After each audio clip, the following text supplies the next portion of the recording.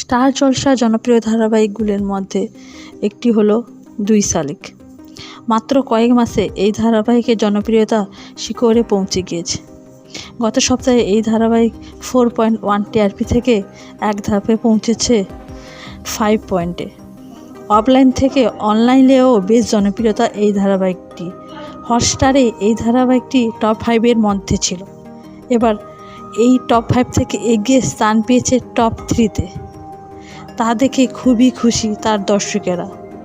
আপনারা এই ধারাবাহিকটি টপ 3-তে আসায় কতটা এক্সাইট কমেন্টে অবশ্যই জানাবেন।